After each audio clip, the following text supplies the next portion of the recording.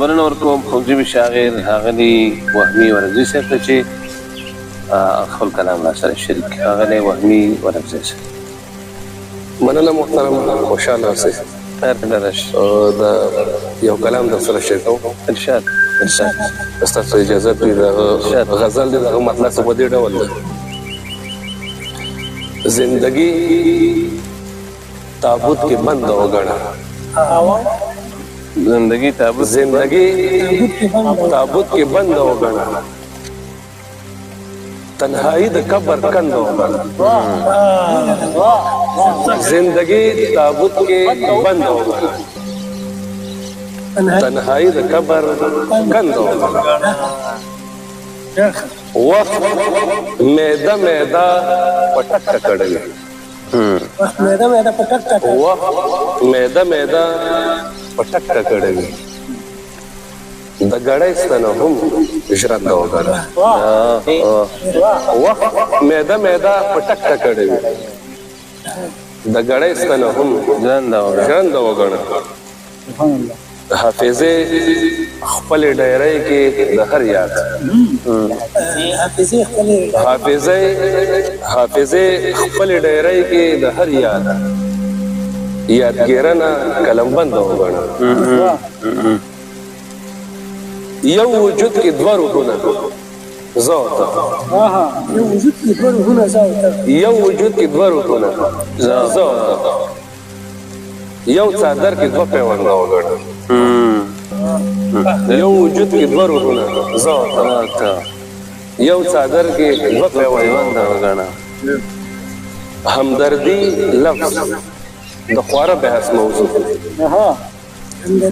همدردي لفظ د خواره بحث موضوع، دا موضوع سخت پسند وګڼه.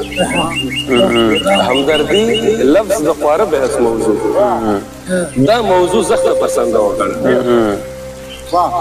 پوهه څه ده؟ د راتلونکي بني آدم. پوهه څه ده؟ د راتلونکي بني آدم. لکه سترګه د لمر برنده وګڼه. پوهه څه ده؟ د راتلونکي بني آدم. لکه سترګه د لمر برنده وګڼه.